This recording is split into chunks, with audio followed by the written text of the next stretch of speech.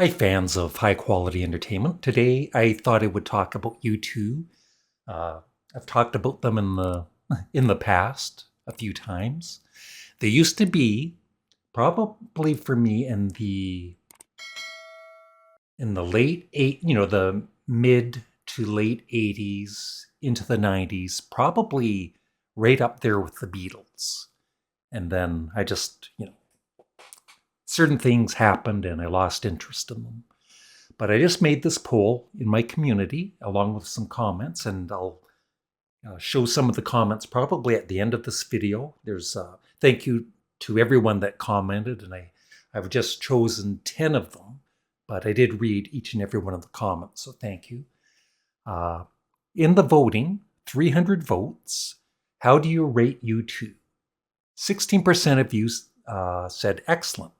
25% said very good.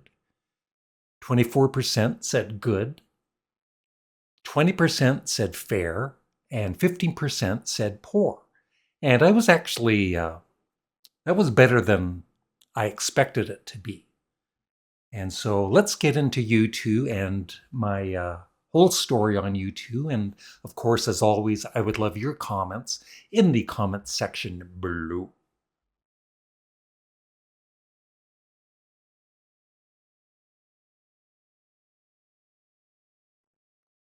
So, of course, they started making records in 1980, but I had heard of them, but I never listened to them until um, the Unforgettable Fire, and probably a video for Pride in the Name of Love, but I think it's the Unforgettable Fire, that song and that video that got me interested in them, and I bought An Unforgettable Fire, the album, and I absolutely loved it. I still do today. Even the some of the songs that get kind of panned, like Elvis Presley in America, I always enjoyed. And then I went back, of course. I bought War, which was excellent.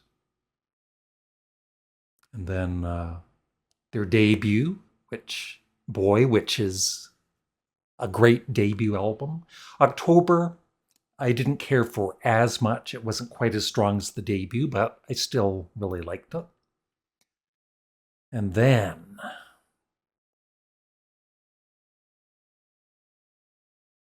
what came after the Unforgettable Fire? I forget. Yeah. It was, of course, the Joshua Tree. And just like a lot of people, I loved it right away.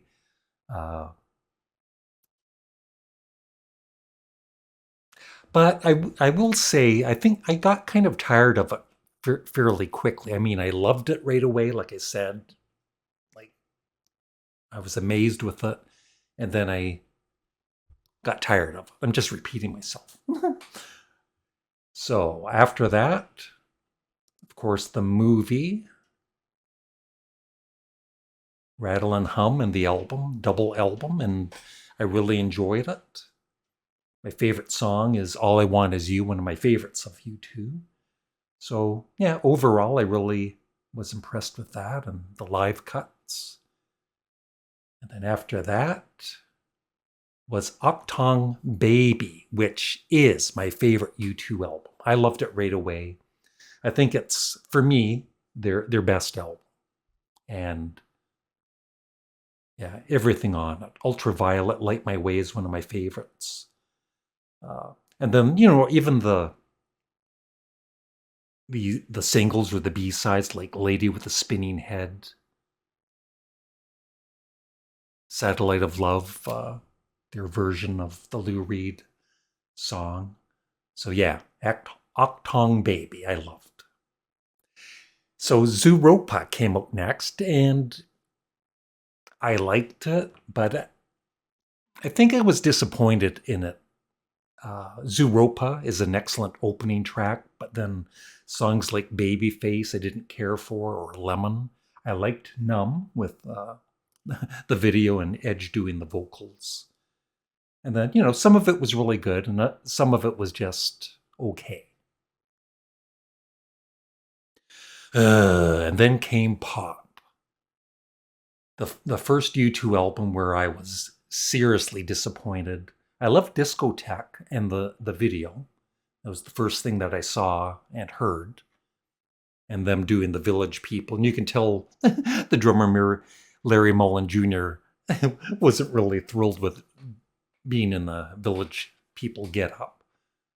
But yeah, like staring at the sun, I never cared for.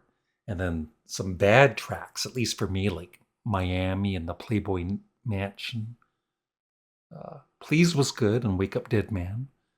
So overall, I was, disappointed. But I didn't give up on them. They were still one of my all-time favorite bands. And then All That You Can't Leave Behind was a bit disappointing at first, but I grew to really love it. So a couple of weak songs for me, New York and Grace. But Kite I really love. Beautiful Day, Stuck in a Moment You Can't Get Out of. Elevation was better live. Walk On was okay. Kite, probably my favorite song on the album, and even better live. I especially love their version at Slane Castle. And then How to Dismantle an Atomic Bomb.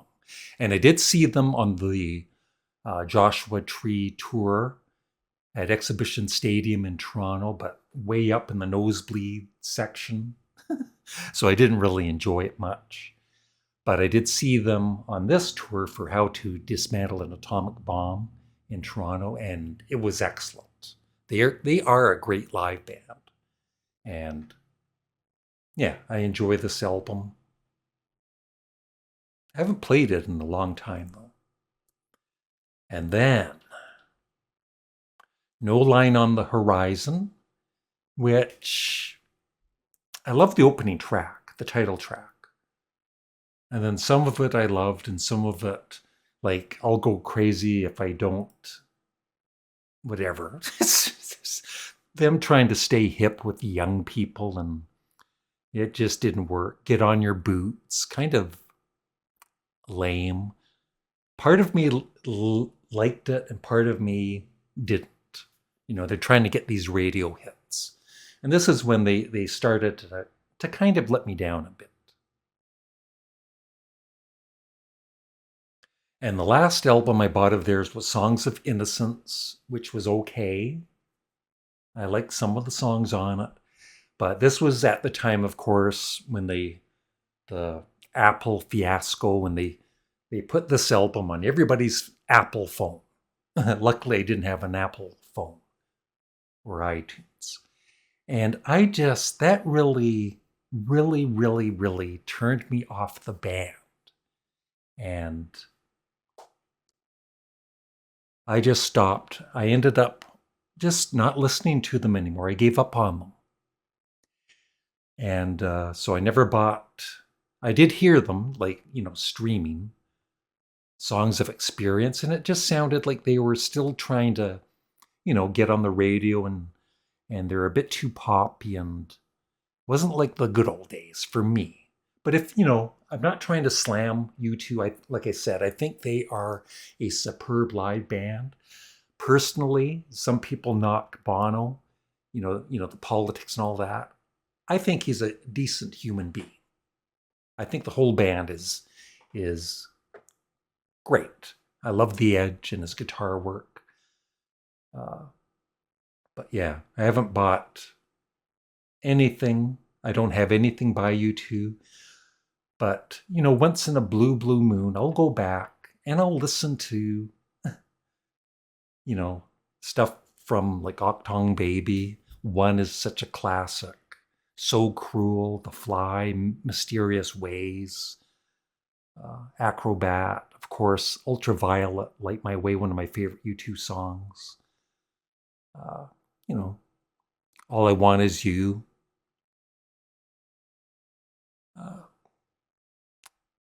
So, it's like I have a love dislike opinion of U2 these days. I really at one point thought they were, if anybody was going to be the next Beatles, it was going to be U2 because they were way up there. They were huge. Not that they're not still a pretty popular band now, but I think they've lost quite a few fans over the years, uh, at certain points. And like I said, for me, it was when they put that one album on a lot of people's phones and really annoyed people and annoyed me.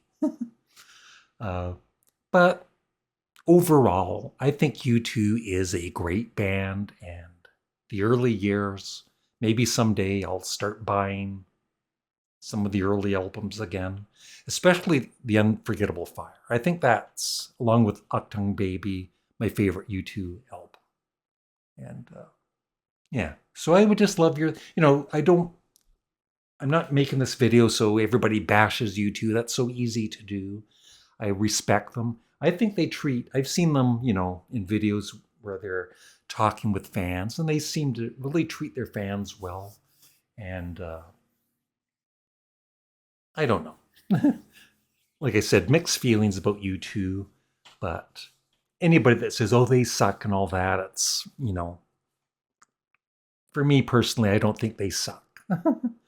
uh, yeah, so looking forward to some comments, some good ones. I know there's going to be negative ones too, but, you know, thanks for watching. I got that off of my chest. Thanks.